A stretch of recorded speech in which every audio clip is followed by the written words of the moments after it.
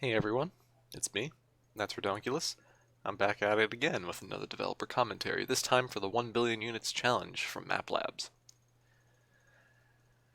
The implications of this challenge was that you had to make your map in a confined space, 1,000 by 1,000 units.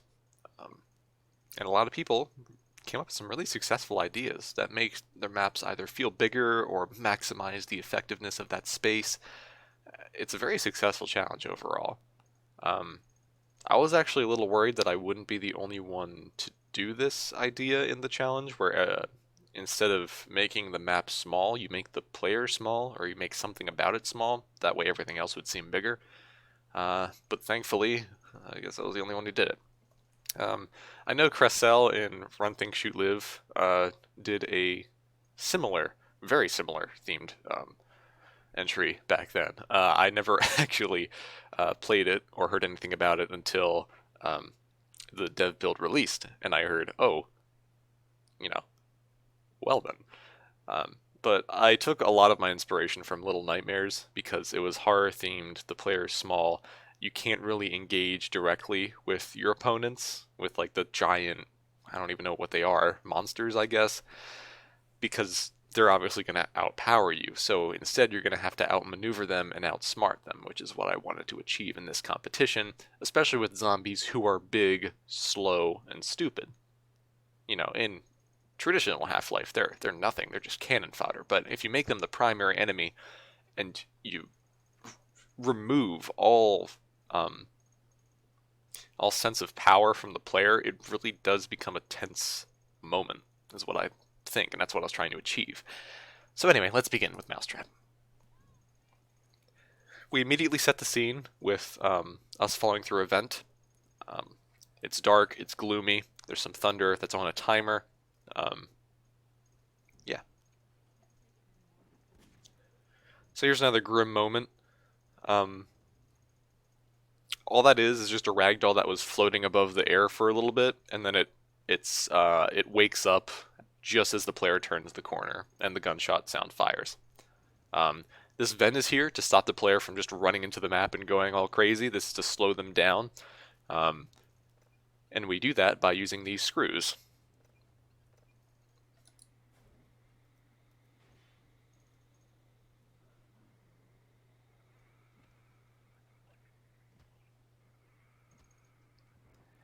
So what happened there is that there is a sequence where the zombie breaks through the door and attacks the corpse a few times. That kind of gives you some time to realize that the zombie is not after you. He's just kind of there for the corpse who was like barricaded in this room. Um, so you don't feel the danger directed towards you. Because if there was no corpse there and the zombie broke through the door, you would probably think, oh, he's probably after me, and you would start running. But I didn't want that to be the case. So what I did was I put the corpse there. I parented a bullseye to the corpse so that when the zombie would break in, the first thing you would see would be the bullseye, and he would start attacking the bullseye, um, and the bullseye would bleed. I also have a fizz explosion parented to the corpse so that whenever the bullseye was attacked, the fizz explosion would like move the corpse a little bit so that it would seem like he's actually attacking him. Just small little details to make it more believable. Obviously, he's not attacking him because you can see like when he does those like claw swings to the side, it doesn't even hit the corpse. But when he does like those high to low attacks where he like reaches up and then claws down, it looks like it hits the corpse, which I think is pretty cool. For this sequence of him breaking through the door, I just had a giant fizz explosion to swing the door open and to bring this chair out. It's tricky working with physics in Half-Life, at least in Source Engine in general, because it's very inconsistent. You play the map one time and everything is perfect, and then you play it another time at the same simulation. It's completely different. So I had to try to control my variables here. When the zombie breaks through, the chair will kind of go in this general direction. You'll find out later on that I actually delete the chair when the player doesn't see it, and you can't even notice it. The reason I did that was because sometimes the zombie would get stuck on the chair and his pathfinding would mess up, and it would just make the map a whole lot more awkward. Same thing with the door. The door is actually a fizz box. I freeze it after it opens up all the way because um, if it swings open and shut a couple times, this happened in playtesting, the zombie would actually get stuck on the door, and his pathfinding would fail, and it would be awkward again. Or he might not even enter the room. I think in extreme cases, the door would actually open, swing back, and kill the zombie. Like that's not what I wanted. Um, so yeah, there's a lamp here. It's parented to a projected texture, a point spotlight, and a light spot. The light spot is used to bake in the lighting to give that like the reflection. Or I'm sorry, what was it? The light. I don't know. The light bounce onto the walls. The point spotlight's used for that dusty lighting effect, and the point spotlight is used for this extreme shadow, which it does move. It does move at the beginning of the map. It freezes up after a little while.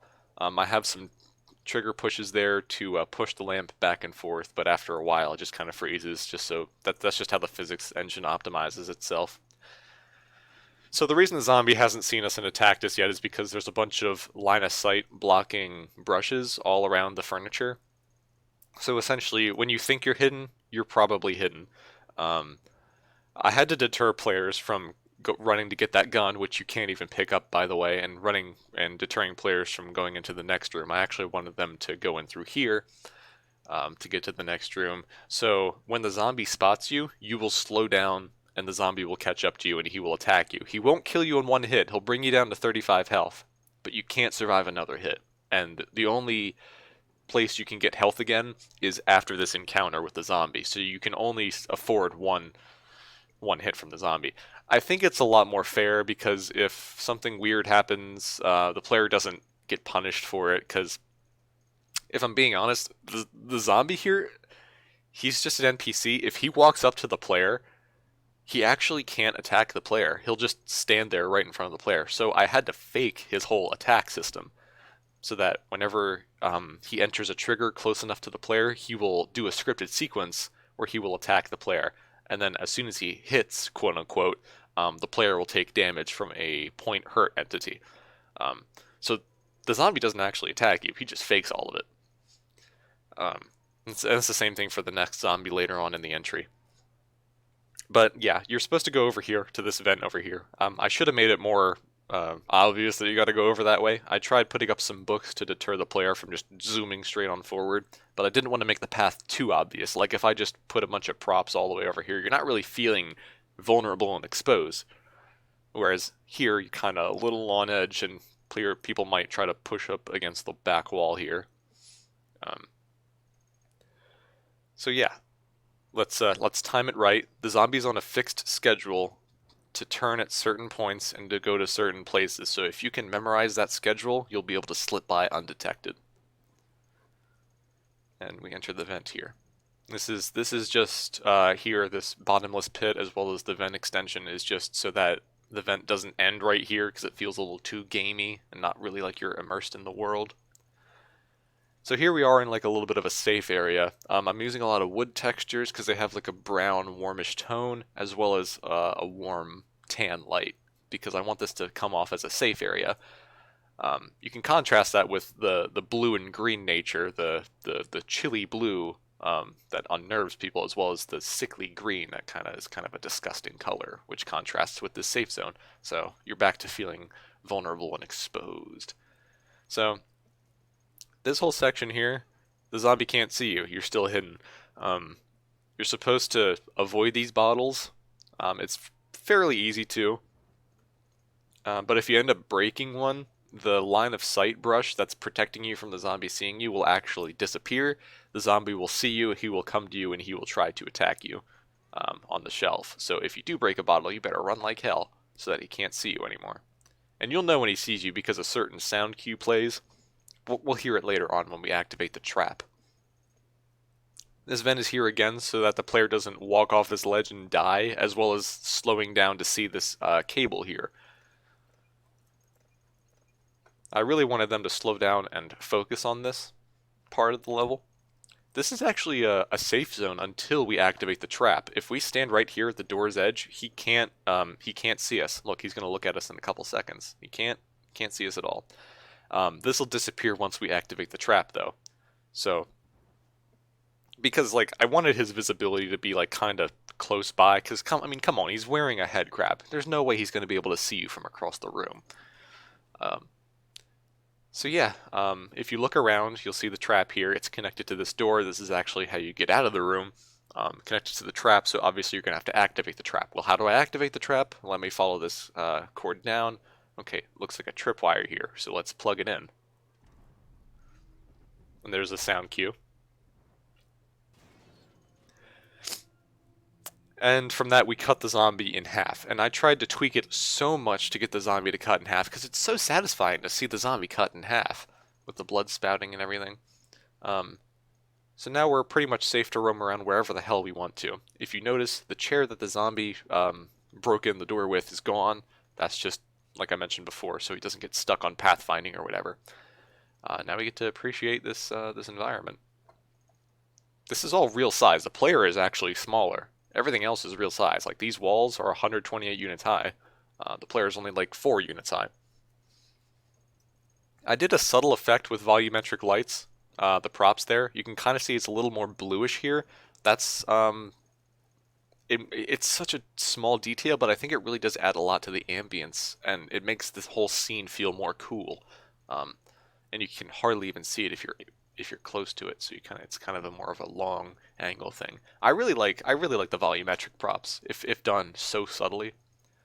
Um, that's pretty much all I gotta say. Like there was such a strong focus on ambience because I wanted that horror theme. So here we go. We slow down again. This helps that the player sees this health vial. This is actually an ordinary health vial, and I think in Half-Life they give you like what, like 15 health. Because you're tiny, I wanted like a little extra cute little detail so that when you use this, it'll actually give you all of your health back because you're tiny, and that's a lot of health juice. So, uh, yeah, if you're hurt, just shrink yourself down and slurp on that health juice. So this is gonna get a little loud. Volume warning as soon as I jump off this box. That zombie who we cut off in half, he's actually gonna come back for more, and we're gonna have to run away from him.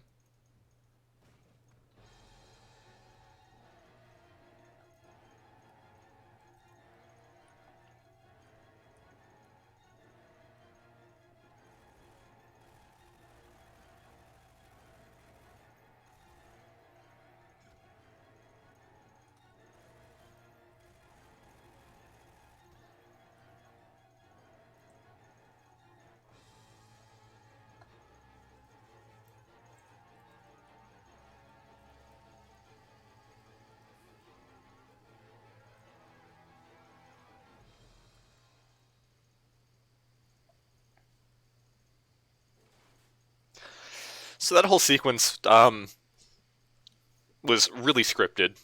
Those citizens there, they spawn at a certain time. Um, they only fight the zombies that are standing, like the full body zombies, and the zombies only target the citizens. The full standing zombies, they don't target the player at all.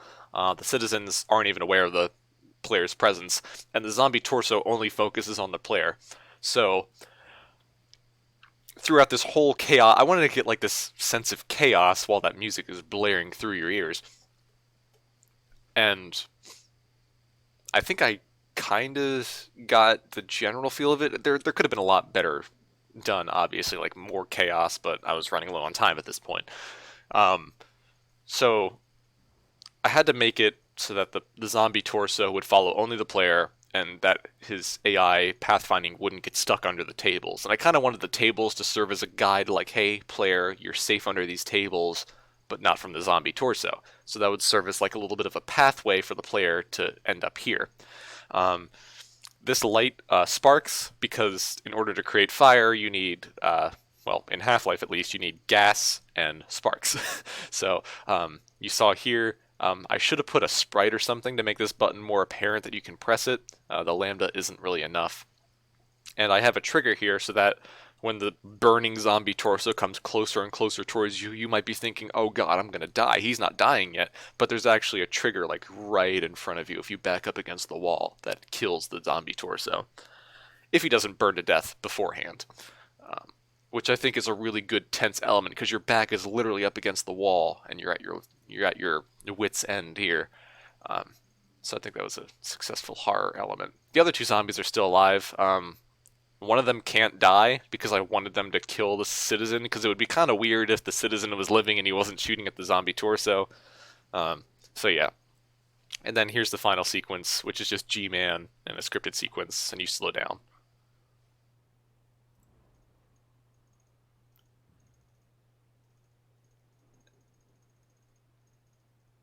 And thank you, Salamancer and Clems, for playtesting this map. You guys provide some really great feedback.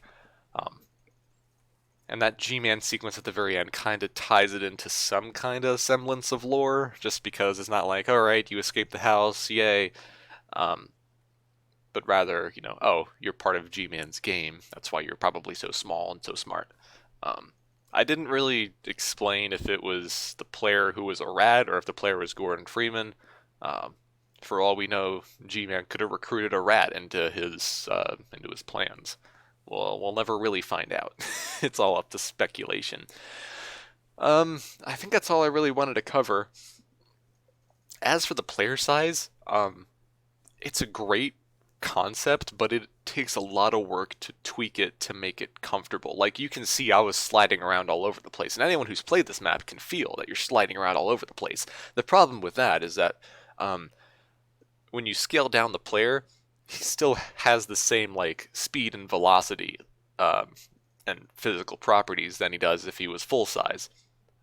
So if he's walking when he's tiny, he's walking at a normal person's speed, which is really fast if you're that small. So I had to put in a speed mod that reduces his speed so it would seem more logical that you're walking at that relative size. The problem with that is that if you jump with that speed mod on that slows you down, your jump is like really slow, like you're jumping on the moon or something. In addition to that, you're also sliding around because in Half-Life, if you walk around and you stop walking, you don't just stop in your tracks. You kind of slide a little bit. That's just like a natural thing in video games. It's really jarring to just stop and then you're stopping. Um, the problem with that is that when you scale it down and you slow yourself down, not only are you when you're stopping, you're kind of easing out of that stopping speed um, at a much longer distance because you're smaller, but also it's more noticeable because you're slower. So that's an issue with that. Um, the only way to fix that really would be to change the surface properties of every texture so that you wouldn't slide around as much, which I wasn't willing to do in the amount of time that I had. Or to just keep the player at normal speed, but then the zombies can't really catch up to the player and there's no creation of tension in that entire entry if you can just outrun the zombie. Um, in addition to that, if you bash your head against any of the walls, you'll see that you can clip through that. The way to fix that is if I could have done a field of view change, but I didn't want to override any properties that would carry on into over to other maps. I mean, there's probably a way I could do it without overriding any of those CVARs, but I didn't want to worry about it. As well as clipping every wall so that when the player walks to a wall, they won't actually hit the wall. They'll hit like an invisible wall before the wall. So I'm basically just wrapping my whole map in a layer of bubble wrap. And I wasn't ready to do that either, especially with the time restraints. But yeah, I gotta say, Krassel probably did this concept a lot better than I ever could. So I highly recommend going to runthingshootlive.com and playing his entry, because I've seen gameplay of it. I want to play it myself, actually. Also, if you like this concept, I highly recommend playing Little Nightmares, because there's a lot of this going on in that game. And that's where I took my inspiration from for a lot of these encounters. Thank you for watching. One closing statement, I guess, would just to be, when you're doing a map or a competition or a mod, try to focus on one element at a time and try to come up with something unique. Whether it's a platforming element, whether you're supposed to stealth, and just like focus on that one element and just see how it can correlate or how it can interact with other already established elements. Like, oh, if your superpower for the map is to set things on fire, how can you explore that? Are there wooden barricades you can destroy? Are there zombies you can set on fire? Can you turn on some sprinklers and help, pave the way somehow by using that water? Will you get hurt in water? Will you extinguish yourself? There's a lot of rules that you can come up with just by one concept, and I think those really bring out the most creative entries is when you have a new concept like that. If you're still new to mapping, try to learn the Half-Life ropes. Do a Half-Life 2 map where you're in City 17 or you're doing this other thing as Gordon Freeman. But as you understand Half-Life 2's mechanics and rules more, try to branch out and create new things with the tool set that you already have. Um, Other than that, I really thank you all for watching. I'm glad a lot of you have enjoyed my level despite its flaws in, not map mechanics, but player mechanics, like movement-wise. Thank you for your patience with that, and thank you all for watching. I'll catch you guys later.